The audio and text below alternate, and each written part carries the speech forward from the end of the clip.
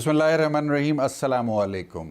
Programme capital today کے ساتھ آپ کا میزبان رضا سید حاضر خدمت ہے۔ ناظرین، آج عید اسپیشل ہے۔ ہم نے سوچا کہ کیوں نہ ہم اپنے ناظرین کے لیے ایک مختلف جگہ سے پروگرام کریں، ایک مختلف شخصیت کے ساتھ پروگرام کریں۔ روزمرہ کے جو ہمارے پروگرام ہوتے ہیں، ظاہر ہے کہ آپ جانتے ہیں کہ وہ کرنٹ افیئرس سے متعلق ہوتے ہیں، اس میں سیاست اور حالات حاضرہ پر گفتگو ہوتی ہے، لیکن کیونکہ یہ عید کا خصوصی موقع ہے اور تمام عالم اسلام میں بالخصوص پاکستان میں عید منائی جا رہی ہے، تو کیوں نہ ہم عید کے موقع پر کسی ایسی بزرگ شخصیت کی خدمت میں حاضری دیں اور ان سے ہم جانیں کہ عید کی کیا روایات ہیں جس کے وہ امین ہیں اور ہمارے درمیان موجود ہیں اس وقت۔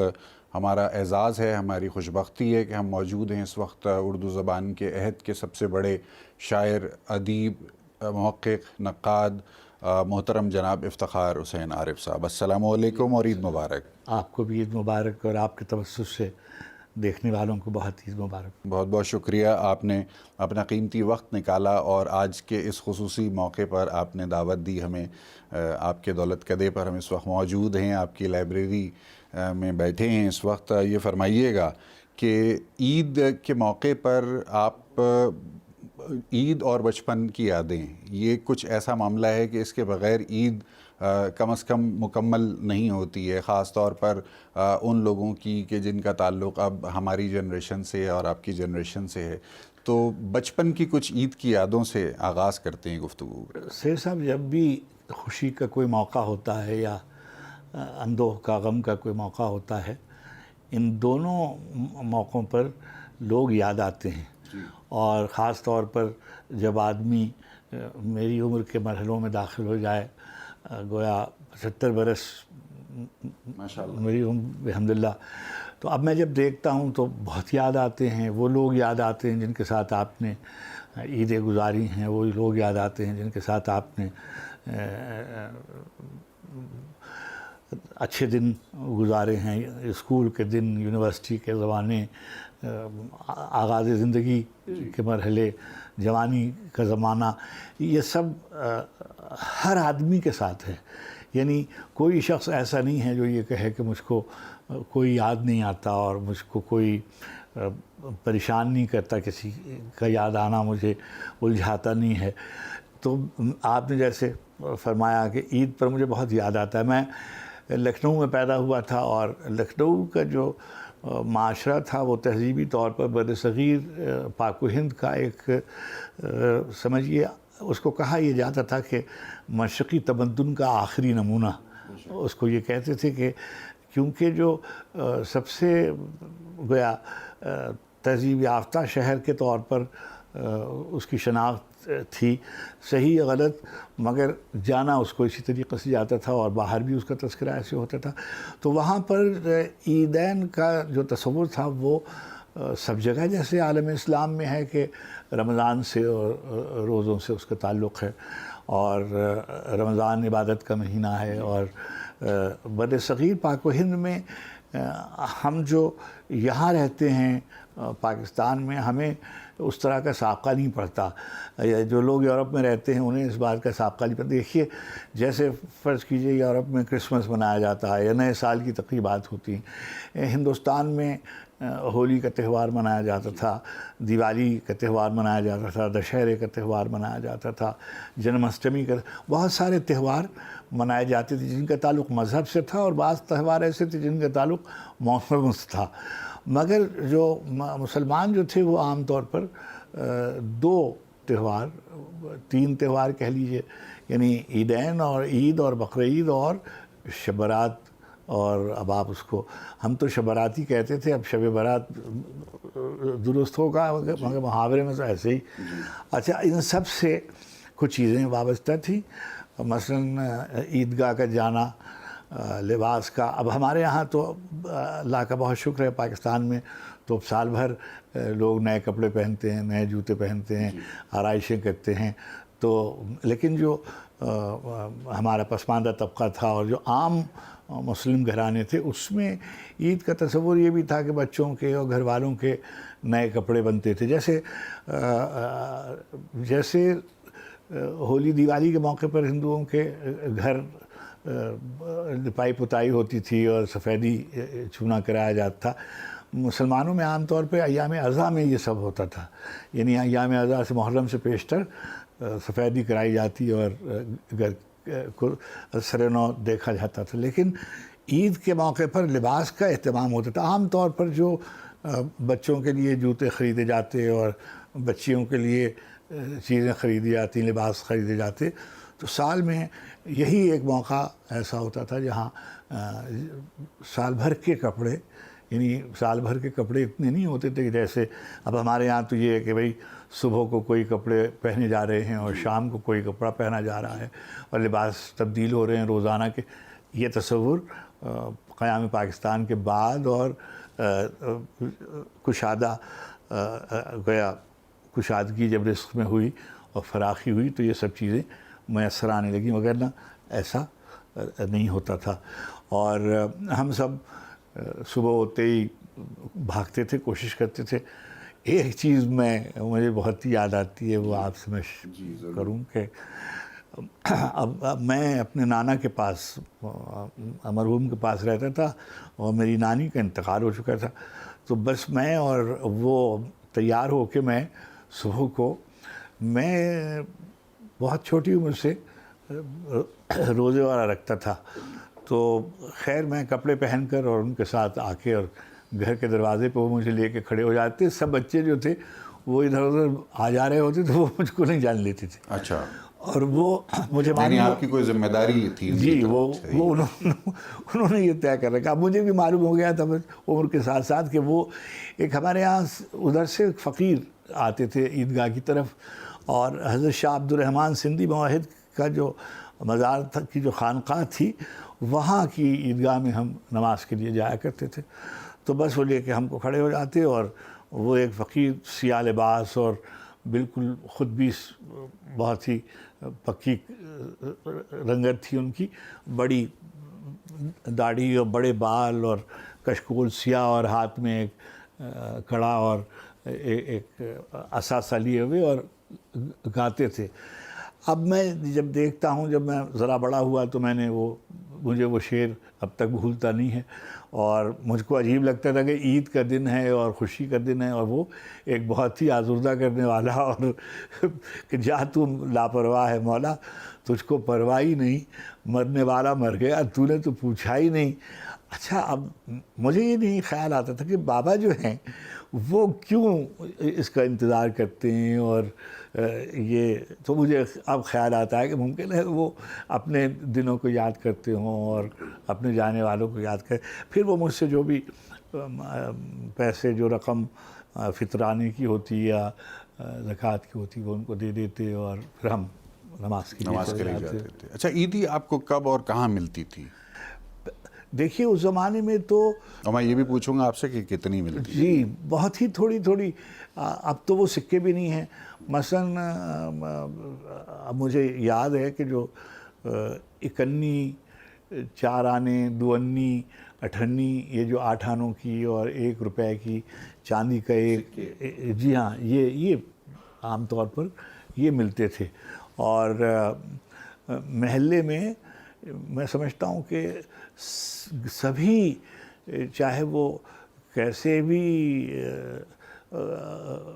غریب گھرانے کے لوگ کیوں نہ ہوں، اگر آپ ان کے گھر جائیے تو اگر وہ اپنے بچوں کو عیدی دے رہے ہوتے تو وہ آپ کو بھی اس میں ضرور شریک کر لیتے. اچھا، ظاہر ہے کہ سوئیاں حسب استطاعت ہر جگہ پکتی تھیں، اور لیکن آدمی کتنا کھا سکتا تھا. یعنی بچے شروع میں، ہمارے یہاں تو مجھے تو اب تک یاد ہے کہ دونوں دنوں میں، یعنی یہ جو کنڈے ہوتے ہیں رجب کے، اس میں بھی اور عیدوں پر بھی، نانا میرے اور والدہ میری جو تھیں وہ مجھے پہلے بٹھا کر جیسے سیر کر کے بہت، کہ آپ یعنی اتنا کہ گنجائش کہیں جا کے کھانے کی باقی نہ رہے، اور پھر وہ کہ جائیے. اب وہ ہم جب جاتے تھے تو ہمیں اشتہا، خواہش بھی نہیں ہوتی تھی کہ بھئی جائیں، لیکن وہ کیونکہ نیاز کے لیے بیٹھنا ہوتا تھا تو بیٹھ جاتے تھے، چکھ لیا کرتے تھے. جی ہاں. اور لباس کا اہتمام کرتے تھے. اس زمانے میں ٹوپی عید کے لباس کا جز ہوتا تھا، اور کرتا پاجامہ عام طور پر، کرتا قمیص اور جوتے نئے، اور مجھے نہیں یاد کہ موزے میں نے بہت بچپن میں پہنے ہوں، یعنی اسکول کالج میں تو مجھے یاد ہے، مگر بچپن میں مجھے جوتے کے ساتھ موزے یاد نہیں ہیں. اور سوائے سردیوں کے موسم کے. جی ہاں جی ہاں جی ہاں. اس کے بعد اور یہ بھی تھا کہ بہت دنوں تک یعنی میں نے کالے جوتے نہیں پہنے بہت دنوں تک. اچھا. جی ہاں، وہ اس کا شاید اہتمام ہوتا تھا وہاں کوئی، اور وہ بعد میں تو پہننے لگے مگر بچپن میں نہیں پہنے. اور عید پر گئے تو عام طور پر وہاں عیدگاہ کے قریب دکانیں لگتی تھیں، اور اس میں عام طور پر جو دکانیں لگتی تھیں تو وہ تو جیسے برف کے جو کھلونے ہوتے ہیں، اس کی گولا گنڈا جنہیں کہتے ہیں یہ، اور وہ بڑھیا کے بال وغیرہ جسے کہتے ہیں، اور مٹی کے جو کھلونے ہوتے ہیں عام طور پر ہماری طرف تو یعنی پلاسٹک کے اور اس کے بڑی گڑیاں وغیرہ تو نہیں ہوتی تھی، مگر کمہار جو تھے وہ اپنے لے کر آتے تھے، اور وہ باقاعدہ زمین پر جیسے آج کل اسٹال لگ جاتے ہیں ویسے مٹی کے کھلونے، ان پہ رنگ. جی ہاں، رنگ کیے ہوئے، اور عام طور پر بوڑھا بابا بنا ہوا ہے، کوئی دھوبن بنی ہوئی ہے، کوئی اور سمجھیے جو. تو آپ کی عیدی کا مصرف جو ہے وہ کھلونے اور وہ کھلونے. جی ہاں. بعد میں جب بڑے ہو گئے ذرا تو کچھ کتابوں کی تو ہوتی ہیں، تو کوئی کتابوں کا مجھ کو شوق تھا، تو کوئی ہمارے یہاں ایک آنا لائبریری ہوتی تھی. اچھا. محلے میں ایک آنا لائبریری ہوتی تھی، وہ ایک دن کے ایک آنے کی کتاب وہ دیتے تھے. تو میں یعنی سمجھیے اپنی جنہیں آپ کہتے ہیں ٹینز، تو اس میں جاتا تھا. اور مجھے یاد ہے کہ اس زمانے میں یہ جو بعض جب بڑا ہو گیا تھا تو یہ جو جاسوسی دنیا ہے ابن صفی اور ابن سعید صاحب کی رومانی دنیا ہوتی، اس کا بڑا انتظار رہا کرتا تھا اسکول کے کالج کے زمانے میں. اور مگر جو لائبریری والے تھے صاحب، وہ مجھ پر کچھ شفقت کرتے تھے، اور مجھے سب سے پہلے آپ کو پڑھنے کے لیے دیتے ہیں. جیسے آ گئی تو وہ جانتے تھے کہ یہ لڑکا جو ہے یہ پڑھتا ہے، تو تاریخی ناول اس زمانے میں پڑھے جاتے، جاسوسی ناول پڑھے جاتے. تو میں نصاب کے علاوہ بہت سی چیزیں پڑھتا رہتا تھا، اور نصاب بھی پڑھتا تھا، مگر نصاب کے علاوہ بعد میں اسکول کے زمانے میں، کالج کے زمانے میں جب میں بیت بازی میں جانے لگا تو شعراء کے دواوین جو ہیں وہ پڑھتا تھا. وہ نشان لگا دیتے تھے، الف کے یہ شعر، بے کے یہ شعر، یہ کے یہ شعر، تو وہ بہت میں نے یاد کیے اس زمانے میں. اور جیسے سب سے جو اہم یاد میری ہے کہ جتنے بچے ہم تھے عید کے زمانے کے بچوں کو ہم یاد کرتے ہیں، تو اس میں جو دوسرے یعنی ہندو مذہب کے بچے بھی جو تھے پڑوسی، اور وہ بھی لباس تبدیل کر کے ہمارے ساتھ شریک ہوتے تھے. اور جیسے ہمارے ساتھ پڑھنے والوں میں ہندو لڑکے ہوتے تھے، وہ گھر آتے تھے اور وہ باقاعدہ ہمارے ساتھ سوئیاں شیئر کرتے، اور زیادہ تر تو سوئیاں ہی ہوتی تھیں، اور کوئی زیادہ شیرینی ہمارے یہاں تو انواع و اقسام کی شیرینی کی صورتیں رکھی رہتی ہیں، کیک رکھے ہوتے ہیں، اور اب پھل رکھے ہوتے ہیں، اور یہ سب چیزیں یہ سب اس زمانے میں. یعنی آپ کے بچپن میں ایک رواداری کا بہت وہاں پر اس طرح سے اہتمام بھی تھا کہ آپ نے فرمایا کہ ہندو بچے بھی اسی طرح لباس تبدیل کر کے آتے تھے، سوئیاں کھاتے تھے. کچھ اب موضوع تھوڑا سا حالات حاضرہ سے جڑ جاتا ہے. آپ نے دیکھا گزشتہ دنوں بھارت میں انتخابات ہوئے، اس کے نتائج آ گئے، مودی صاحب دوبارہ جیت گئے اور پہلے سے بھی زیادہ اکثریت کے ساتھ آ گئے. ایک سوال ہے گو کہ آج کے دن کی مناسبت سے شاید اتنا زیادہ وہ نہیں بنتا، لیکن پھر بھی میں پوچھے بنا رہ نہیں پاؤں گا آپ سے. سیکولر انڈیا جو تصور ہے، جو ان کے آئین میں بھی درج ہے، تو اب مودی صاحب کے جیتنے اور پھر دوبارہ جیت جانے سے سیکولر انڈیا کے جو فلسفہ ہے وہ کس حد تک اب پریکٹیکل رہ گیا ہے وہاں پہ آپ کو؟ دیکھیے ایسا ہے کہ ساری دنیا میں گزشتہ 15-20 برسوں سے ایک رجحان دیکھنے میں آتا ہے، اور وہ لاطینی امریکہ میں بھی نظر آ رہا ہے اور یورپ میں بھی نظر آ رہا ہے، اور امریکہ کے بعد آپ نے دیکھا کہ اسرائیل میں بھی نتن یاہو اور ٹرمپ اور مودی یہ سب ایک ہی طرح کے لوگ ہیں، اور انتہا پسندی کی جو جنہیں آپ کہیں کہ وہ جو ہیں وہ پرو زائنسٹ، یعنی یہودی قابل مذمت ان معنی میں نہیں ہیں، زائنسٹ قابل مذمت ہیں، اور وہ سارے عیسائی قابل عزت ہیں، لائق احترام ہیں، ان کا احترام کیا جانا چاہیے، اور یہی صورت ہندو مذہب کے ماننے والوں کی ہے۔ مگر جو دیکھنے میں آیا ہے کہ جیسے ایجنڈے ہیں، ان کا جو ایجنڈا ہے اور اس میں ہندتو کا جو تصور ہے، اور آپ کے علم میں ہے کہ انہوں نے ایک تو یہ ہوتا ہے کہ سیاسی نعرے لگائے جاتے ہیں، لیکن جب سامنے حقیقی دنیا میں جب داخل ہوتے ہیں تو وہ نعرے اس طرح سے کام نہیں کرتے اور اپنی حکمت عملی وضع کرنی پڑتی ہے۔ مگر جس طریقے کی آوازیں بلند ہو رہی ہیں اور جس طرح کے رجحانات اور جو ان کا رویہ دیکھنے میں آتا ہے، وہ یہ ہے کہ جیسے ایک بالکل سامنے کی ایک بات جو بار بار ہندوستان کے روشن خیال طبقوں کی طرف سے اٹھائی گئی، کہ انہوں نے کہا کہ بھئی ہندوستان جو ہے وہ کون آدمی ہے جو ہندوستانی ہے، وہ ہے جو گویا ہندو مذہب پر عقیدتاً یقین رکھتا ہے۔ ہندوستان ہندوؤں کے لیے گویا یہ ایک تصور ان کا، مطلب ایک جدید دو قومی نظریہ کہا جا سکتا ہے۔ چنانچہ ہمارے بعض بڑے اہم لوگوں نے جو ساری زندگی لبرل سیکولر، میں نام ان کے دے بھی سکتا ہوں اور کوئی اس میں حرج نہیں ہے، انہوں نے اس بات پر شبہ ظاہر کیا کہ جیسے دو قومی نظریہ اثر نو زندہ ہو گیا، اور یہ بھی بار بار کہا جاتا ہے کہ راجیہ سبھا میں بھی، یعنی لوک سبھا میں بھی، جس کو پارلیمنٹ کہتے ہیں، اس میں مسلمانوں کی تعداد جو ہے وہ بہت کم ہے، اور یعنی ایک طرح سے نہ ہونے کے برابر ہے اتنے بڑے ایوان میں۔ اچھا، دوسری بات یہ ہے کہ جو پورا انتخابی مارکہ ہے کانگریس ورسز لبرل فورسز، وہ سارے کا سارا جو ہے وہ مذہبی نظریات پر لڑا گیا ہے، اور اس پر ہم مزید گفتگو کریں گے ایک مختصر وقفے کے بعد۔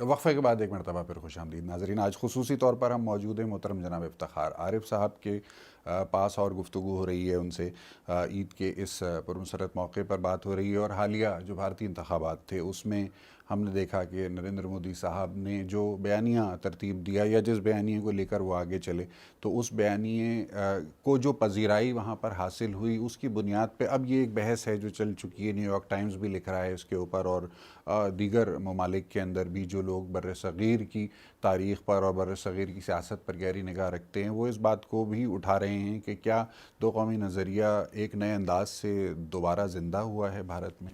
دیکھیے، پچھلے چند دنوں سے جب سے یہ انتخابی مارکہ شروع ہوا، اور خاص طور پر لوگ پاکستان کے میں رہنے والے اور پاکستان سے باہر رہنے والے، وہ ہندوستان کو دیکھ رہے ہیں غور سے، پلوامہ، پوسٹ پلوامہ جو زمانہ ہے اس کو۔ چنانچہ آپ نے یہ دیکھا ہوگا کہ جیسے یہ بات طے ہوئی کہ بھئی جو بڑے مسلمان شہر تھے ان کے نام تبدیل کیے جائیں، الہ آباد کا نام تبدیل کیا جائے، مثلاً احمد آباد کا نام تبدیل کیا جائے، مثلاً حیدرآباد کا نام تبدیل کیا جائے، مثلاً مسجدوں کو منہدم کر کے ان کی جگہ پر مندر تعمیر کیے جائیں، یعنی سینکڑوں برس سے جو چیزیں قائم تھیں، دائم تھیں، اور ان کے انہدام کے بارے میں. اچھا، مگر اس میں دو باتیں دیکھنے میں آتی تھیں کہ جب یہ باتیں ہوتی تھیں، ہر زمانے میں ہوتی تھی. میں کیونکہ وہیں پلا بڑھا ہوں اور میں نے کوئی 21-22 برس کی زندگی وہاں گزاری ہے، اور وہیں کالج میں اور یونیورسٹی میں میں نے تعلیم حاصل کی، تو میں نے دیکھا کہ چیزیں دن بدن شروع میں خراب ہوئیں.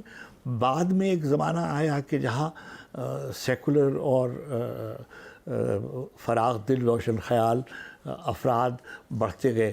مثلا خواتین میں ایک طرح کی بیداری اور ایک طرح کا شعور اور کٹر مذہبیت کے خلاف ان کی بغاوت جو ہے وہ دیکھنے میں آتی ہے.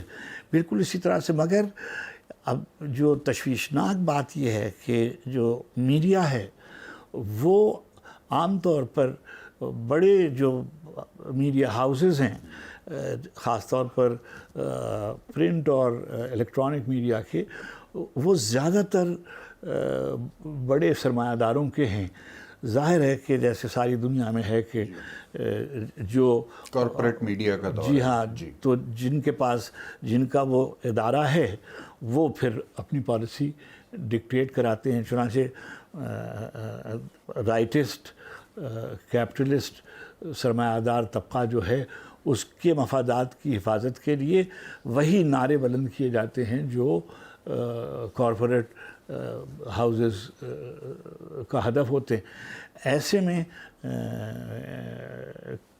کوئی بہت خیر کی تمنا اور آرزو جو ہے وہ میرے خیال میں غیر حقیقت پسندانہ ہوگی. مگر یہ بھی بات ہے دوسری کہ دیکھیے، جب سوویت یونین کے کولیپس کے بعد سے ذرا سی دیر کو بہت زندہ باد وغیرہ کا نعرہ لگایا گیا، مگر اب کیا ہوا کہ نان الائنڈ 77 جو ممالک کہلاتے تھے، گروپ آف 77، وہ بھی نہیں رہا. غیر جانبدار ملکوں کا جو ایک اکٹھ ہوتا تھا. برداشت، رواداری، بقائے باہمی جیسے الفاظ بھی کیا ڈکشنری میں سے آہستہ آہستہ نکل جائیں گے؟ الفاظ تو شاید رہتے ہیں، مگر مسلسل نریٹو بدلتا جاتا ہے، بیانیہ بدلتا جاتا ہے. ہم جب سوویت یونین کے زمانے میں ایک لفظ استعمال ہوتا تھا پرن بقائے باہم، جی، اور پہلے ایک لفظ استعمال ہوتا تھا کہ سروائیول آف دا فٹسٹ، تنازع للبقاء، کہ جو زیادہ طاقتور ہوگا بس وہ زندہ رہے گا. پھر یہ ہوا کہ نہیں، ہم پہلو و پہلو زیست ہو سکتی ہے، پرامن زندگی ساتھ ساتھ ہم گزار سکتے ہیں. پھر یہ ہوا کہ امن کا نعرہ آیا. اب کیا ہوا کہ سوویت یونین کے قیام کے زوال کے بعد جو کہا یہ گیا کہ ڈیتھ آف آئیڈیالوجی، آدرش کی موت، اصل میں وہ نظریہ کبھی بھی فوت نہیں ہوتا. اور وہ نظریہ جو چاہے چند سال ہی اس کا وجود رہا ہو، مگر سوویت یونین کا ہونا ایک بہت بڑے علاقے کے لیے اور ایک دنیا کے ایک بہت بڑے حصے کے لیے جو ثمرات اس کے تھے اس سے انکار نہیں کیا جا سکتا.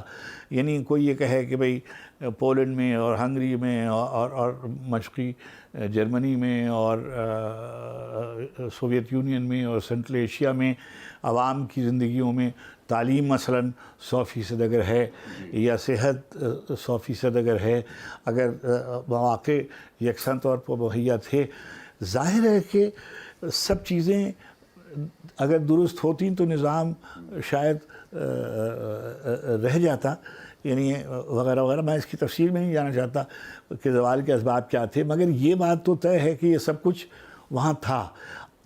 اب ممکن ہے کہ یہ چیزیں محل نظر ہوں اور بعض لوگوں کے نزدیک یہ دنیا پہلے اس کے مقابلے میں زیادہ غیر محفوظ ہو گئی جیسے پہلے تھی. اب آپ دیکھیے سوویت یونین کے دوسری جنگ عظیم کے خاتمے کے بعد اور سوویت یونین کو کولیپس کے بعد جو جس وقت چاہتے ہیں جہاں چاہتے ہیں وہ چڑھ دوڑتے.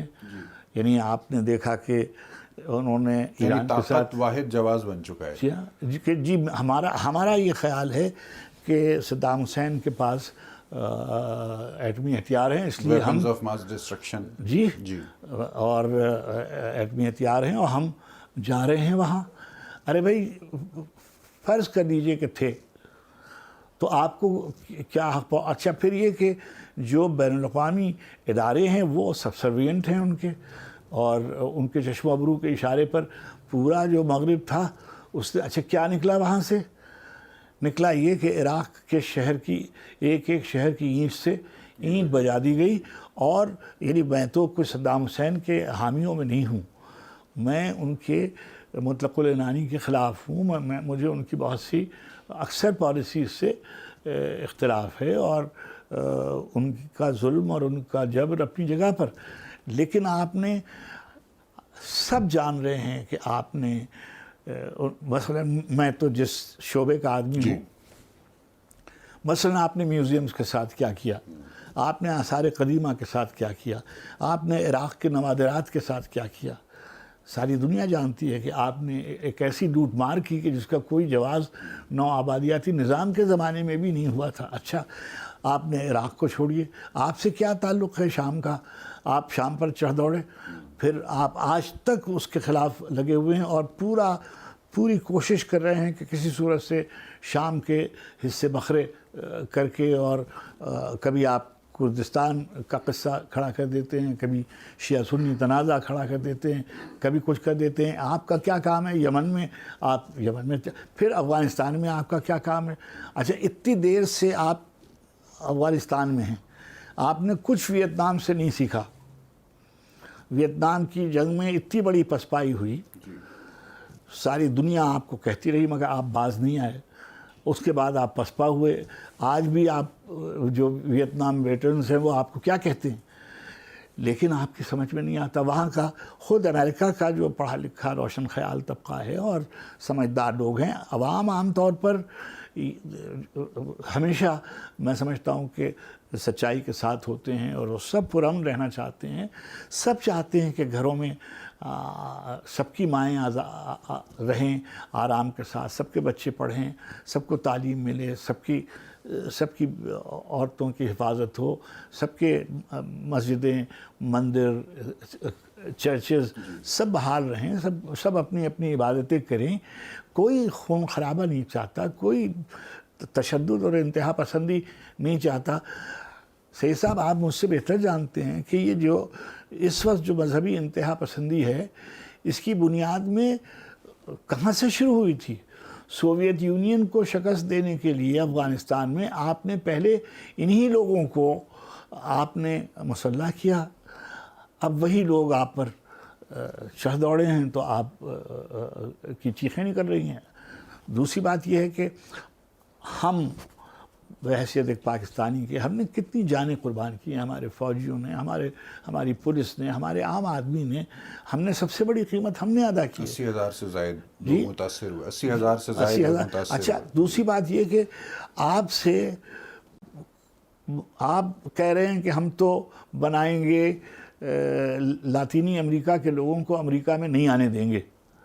آپ جہاز پر جانے والوں کو سمندروں میں ڈوب جانا دینا چاہتے ہیں. ہم سے کہتے ہیں عصر حاضر میں ہم سے زیادہ مہاجرین کو کس نے پناہ دی؟ پاکستان سے زیادہ مہاجرین کی حفاظت، ان کے ناموس کی حفاظت، ان کے رزق کی حفاظت، ان کی جان و مال کی حفاظت کس نے کی؟ آج بھی ان کی 3 نسلیں پاکستان میں رہ رہی ہیں. اور سمجھیے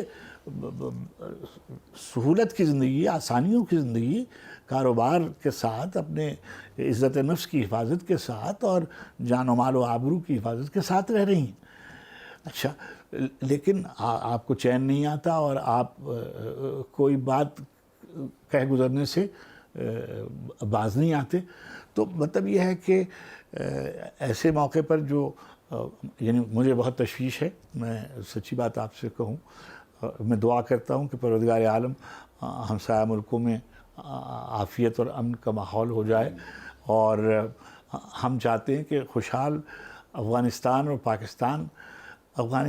پاکستان دونوں خوش ہوں گے، آسانی سے رہیں گے، ایک دوسرے کی رہتے آئے ہیں سینکڑوں برس سے، قومیں ساتھ ساتھ رہتی آئی ہیں، ہمارے بھائیوں کی طرح نہیں ہیں، ہمارے بھائی ہیں اور ہمارے جیسے لوگ ہیں، ہم ان کے ساتھ انشاءاللہ خوبی کے ساتھ رہنا چاہتے ہیں اور رہیں گے انشاءاللہ۔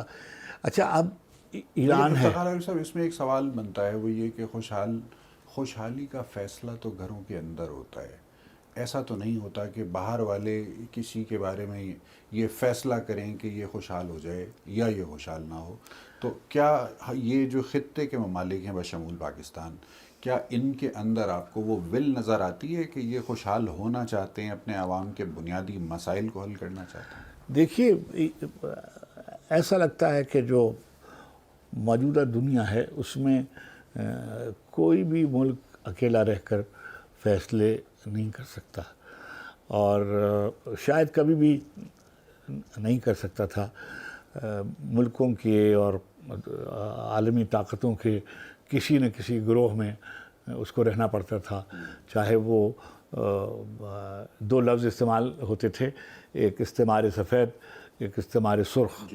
اب یہ استعمار سرخ کے بھی ملک تھے اور استعمار سفید کے بھی ملک تھے، لیکن جب اس سے گھبرائے ہوئے لوگ تھے انہوں نے نان الائنڈ گروپ بنایا تھا، گروپ آف 77 بنایا، مگر اثر و نفوذ ان کا کوئی نہیں تھا۔ گروپ آف 77 بظاہر امریکن ویسٹرن پاور سے ڈسٹنٹ ایک فاصلہ رکھتا تھا، مگر وہ سب تھے بائیں بازو کے لوگ۔ وہ جتنے لیڈر تھے نان الائنڈ کے، وہ سب کے سب پرو لیننسٹ تھے، پرو مارکسسٹ تھے یا پرو لیفٹ تھے، اس سے قطع نظر کہ وہ سوشلزم اس طرح سے جیسا سوویت یونین میں نافذ تھا وہ اس کو مانتے تھے یا نہیں مانتے تھے، مگر جو ان کی آئیڈیولوجیکل بیس تھی وہ ساری کی ساری لیفٹسٹ تھی۔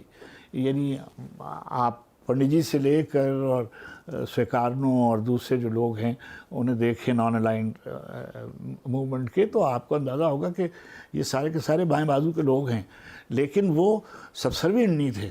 اور یہی وجہ ہے کہ ان میں سے بعض لوگوں نے سوویت یونین سے اختلاف بھی کیا بعض مسائل پر، مگر وہ پرو امریکن نہیں تھے، پرو ویسٹ نہیں تھے۔ اب آج کل کی جو دنیا ہے آپ دیکھ رہے ہیں کہ جو پہلے کی پالیسیز تھیں، آپس میں مسلم ملک ایک دوسرے کے خلاف کھڑے ہوئے ہیں، یعنی کبھی کوئی، اب تو سب چیزیں ساری دنیا پر ہیں، جیسے کلونیلزم میں، کلونیل دور میں بہت سے پالیسی ڈیسیجنز لیے گئے۔ اس میں ایک پالیسی ڈیسیجن یہ تھا کہ بھئی ان میں فرقے پیدا کر دو، مثلا آپ ہندوستان میں ڈیوائیڈ اینڈ رول کی پالیسی کے تحت۔ اور آپ دیکھیے، آپ کو حیرت ہوگی کہ جو بر صغیر ہے اس میں جتنے بھی فرقے ہیں وہ سب کے سب، یہ جو سب سیکٹس ہیں یہ سب کے سب حنفی ہیں۔ یعنی مثلا بریلوی بھی فقہ حنفی سے تعلق رکھتے ہیں، اور مثلا دیوبندی بھی اسی فقہ حنفی سے تعلق رکھتے ہیں، اور فرض کیجئے اہل قرآن بھی، یعنی میں تفصیل میں نہیں جانا چاہتا ہوں کہ سارے کے سارے، تو یہ اختلاف پیدا کیے گئے، فرقوں کے اختلاف پیدا کیے گئے، زبانوں کے اختلاف پیدا کیے گئے، چھوٹے چھوٹے تعصبات۔ اچھا خود کہتے کیا ہیں؟ دیکھیے جب آج سے کوئی، جب میری طالب علمی کا زمانہ تھا اور مجھے وہاں جانے کا اتفاق ہوا، تو امریکہ میں ایک تصور تھا میلٹنگ پاٹ تھیوری، اور وہ میلٹنگ پاٹ کا نیریٹو یہ تھا کہ امریکہ میں مختلف شہروں، مختلف ملکوں کے اور مختلف نسلوں کے اور مختلف مذاہب کے لوگ آ رہے ہیں، اور اب وہ سب مل کر ایک ہو جائیں گے، اور ایک میلٹنگ پاٹ، ایک مجموع اجتماعی امتزاجی معاشرہ قائم ہو جائے گا۔ کچھ دیر وہ نریٹو چلا، اور اس کے بعد ان کا کہ نہیں، یہ تو نہیں، diversity is to be respected, کہ جو اختلاف ہے اس کا احترام کیا جانا چاہیے، کہ جو اٹیلین امریکن ہے وہ اٹیلین امریکن ہے، جو میکسیکن امریکن ہے وہ میکسیکن امریکن ہے، جو بلیک امریکن ہے وہ بلیک امریکن ہے، جو ساؤتھ ایشین امریکن یہ سب شروع کیا. تو جو مفاد کو ان کے حکمرانوں کے اس وقت مناسب ہوتا ہے بس وہی نیریٹو جو ہے مین اسٹریم ہو جاتا ہے. جی ہاں, اور اسی کو وہ نریٹو بھی اور کاؤنٹر نریٹو بھی انٹلیکچولی اکیڈمیا ویسٹ کی بڑی اکیڈمیا سبسروینٹ ہو گئی ہے پولیٹیکل ایلیٹ کی, اور وہ ایسے نریٹو بیک وقت فلوٹ کر رہی ہوتی ہے جو ایک دوسرے کے بظاہر مخالف ہوتے ہیں مگر ان سب کے اثرات یکساں طور پر نظر آتے ہیں. صحیح. گفتگو کے سلسلے کو جاری رکھیں گے ایک مختصر وقفے کے بعد.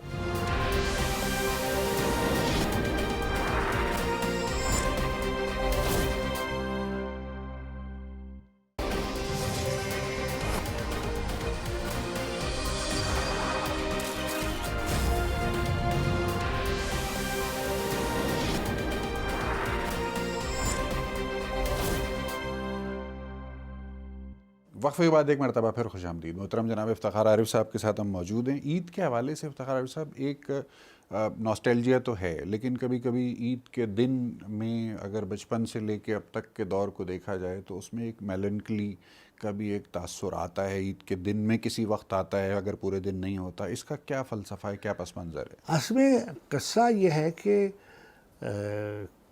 کہا یہ جاتا ہے کہ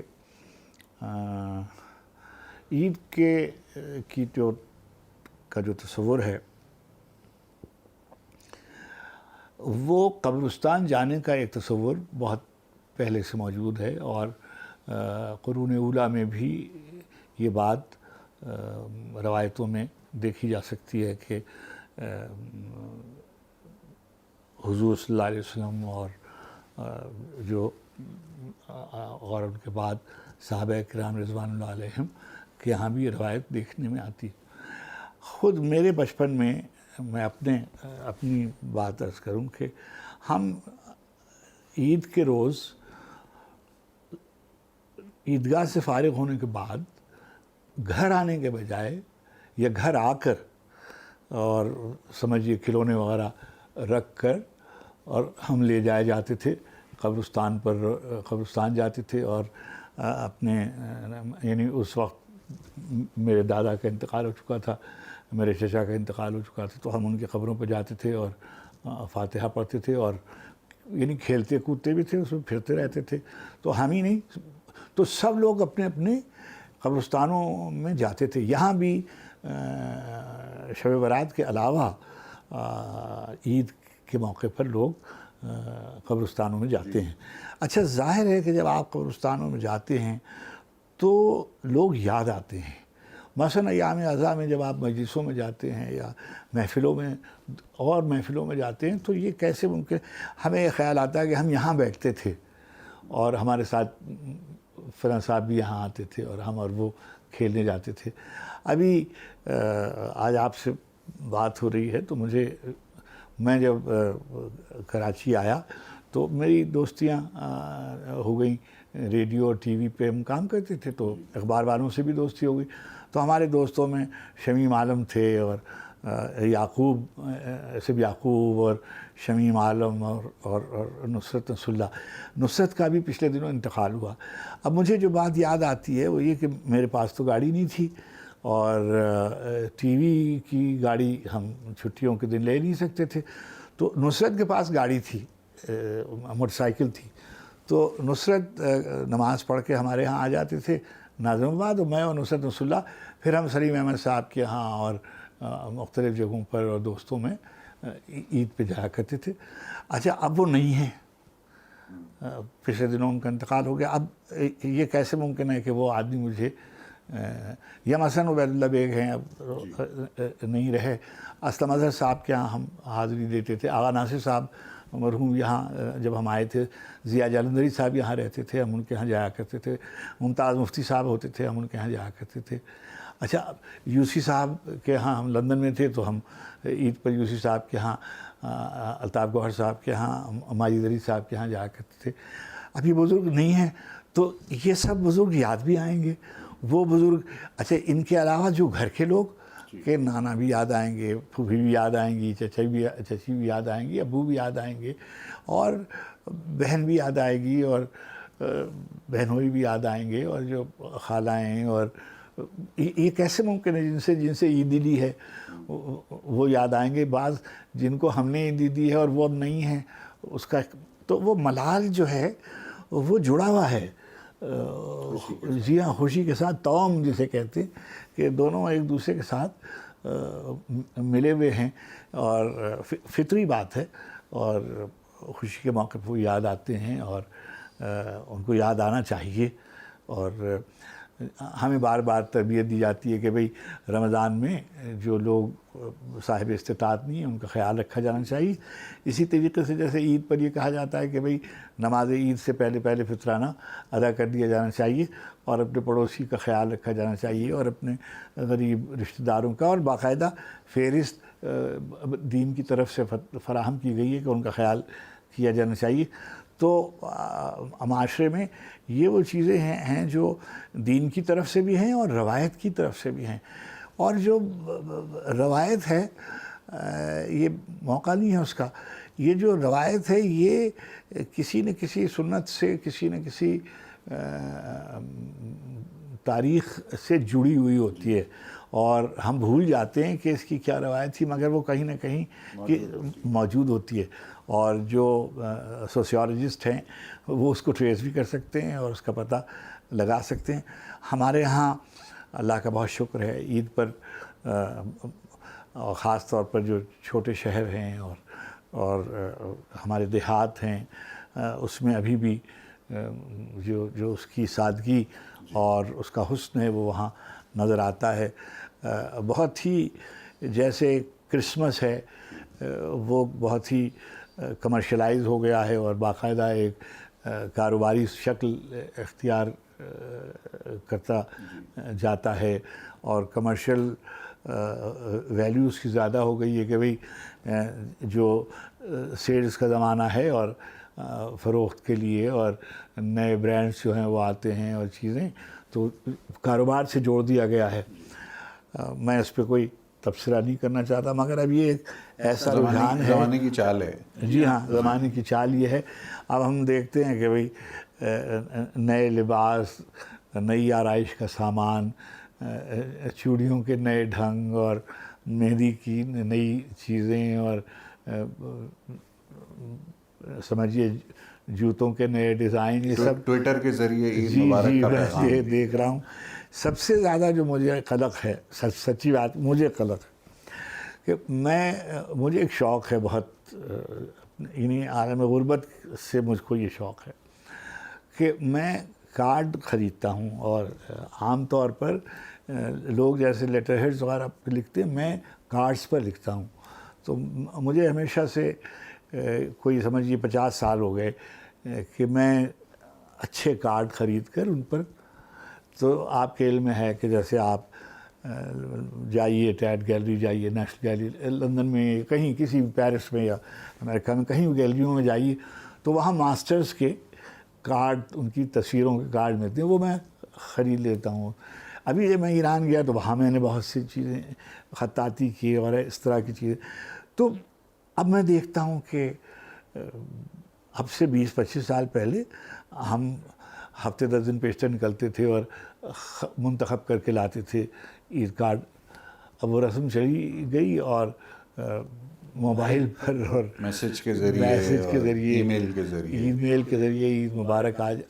اچھا وہ جو اس کا لطف تھا عید کارڈ, یعنی میں تو بہت ہی فخر کے ساتھ, انبساط کے ساتھ, ٹی وی کے زمانے میں اور لندن کے زمانے میں 200 کارڈ آتے, اور اس کو میں خود ہی, بچوں کو بھی نہیں, اپنے ہاتھ سے انہیں آراستہ کرتا, اور کبھی والدہ کا کارڈ سامنے رکھ لیا, کبھی ہمشیرہ کا کارڈ سامنے رکھ لیا, کبھی کسی دوست کا کارڈ. وہ لطف ہی نہیں رہا اس کا, کارڈوں کا. آپ کو کوئی اس پہ آتا ہے, اور جیسے آج کل ہوتا ہے, سویرا ہوتا ہے اور نماز کے بعد آپ موبائل بجنے لگتا ہے, اور اس پہ گڈ مارننگ کے پھول جو ہیں وہ آنے لگتے ہیں. یعنی اللہ ان کو سلامت رکھے بھیجنے والوں کو، مگر وہ ایک طرح سے تنگ آتا ہے آدمی کہ بھئی یہ کیا ہے، جب وہی پھول ہیں، ابھی آپ نے وہی پھول بھیجے ہوتے ہیں اور ایک 5 منٹ کے بعد کسی اور جگہ سے اسی طرح کی گڈ مارننگ جو ہے وہ چلی آ رہی ہے کہیں سے. انفرادیت ختم ہو گئی. جی، وہ تعلق کا جو ایک انفرادی اور فرد سے فرد کے رشتے کا جو ایک احساس تھا، وہ ایک طرح کی کاروباری سہولت کی نظر ہو گیا. بالکل صحیح، درست فرمایا آپ نے افتخار عارف صاحب. آج کے اس خصوصی موقع کی مناسبت سے یہ ہو نہیں سکتا کہ میں درخواست نہ کروں آپ سے کہ کچھ عطا ہو. میں آپ سے عرض کروں، میں تو کوئی شعر میں نے نہیں کہے، لیکن میں یہ کہوں کہ عام طور پر جو زمانے میں جیسے وہ دستور بھی ہے وغیرہ والا شعر بہت چلتا تھا، تو رسم دنیا بھی ہے، تو ہم نے اپنی طالب علمی کے زمانے میں ڈھونڈ نکالے تھے 2 شعر، جیسے کہ ہوئی عید سب نے پہنے طرب و خوشی کے جامے، نہ ہوا کہ ہم بھی بدلیں یہ لباس سوگواراں. اچھا، اب یہ جو شعر ہے یہ نہیں عام طور پر پڑھا جاتا کہ چاند نکلا تو ناصر کاظمی، وہ فیض صاحب کا شعر ہے، چاند نکلا تو ہم نے وحشت میں جس کو دیکھا اسی کو چوم لیا وغیرہ وغیرہ. اور چاند پھر اس کے دریچے کے برابر آیا، دل مشتاق ٹھہر، پھر وہی منظر آیا. تو بہت سے شعر یاد آتے تھے. اور مگر سچی بات یہ ہے کہ عید پر جانے والے بہت یاد آتے ہیں، اور ان کے لیے بھی دعا نکلتی ہے، اور ان کے لیے بھی جو سلامت ہیں پروردگار عالم بچوں کو اور ہماری دوستوں کو اور ہماری ملک کو، ہماری ملت کو سلامت رکھے. اور ہم روز نئے اندیشوں سے اور مشکلوں سے گزرتے ہیں، اور اللہ کریم ہمیں آزمائشوں سے نکالے اور ہمیں توفیق عطا فرمائے کہ ہم پاکستان کی صحیح معنی میں خدمت کر سکیں، اور ایک دوسرے کے درد میں اور اس کے خوشی میں اور اس کے میں شریک ہو سکیں، اور ان کی زندگی میں اگر ہم سہولتیں اور آسانیاں پیدا کریں تو اس سے بڑی عید اور کیا ہو سکتی. صحیح، درست فرمایا آپ نے. ناظرین، آج کے دن، آج کی یہ نشست ہماری جو خصوصی رہی عید اسپیشل محترم جناب افتخار عارف کے ساتھ، دامن وقت میں گنجائش ختم ہونے کے باعث گفتگو کے سلسلے کو ہمیں سمیٹنا ہوگا. عید کے موقع پر آپ کے لیے یہی پیغام ہے. جی ٹی وی کی ٹیم کی طرف سے عید کی مبارکباد، کیپٹل ٹوڈے پروگرام کی ٹیم کی طرف سے خصوصی مبارکباد آپ کے لیے عید کی. اور اپنا بہت خیال رکھیے، اپنے ارد گرد اپنے چاہنے والوں کا خیال رکھیے. جو اب اس دنیا میں آپ کے ساتھ نہیں ہیں ان کو اپنی دعاؤں میں یاد رکھیے. جو آپ کے ساتھ موجود ہیں ان کا خیال رکھیے. انشاءاللہ آپ سے پھر ملاقات ہوگی. جی پاکستان کے لیے.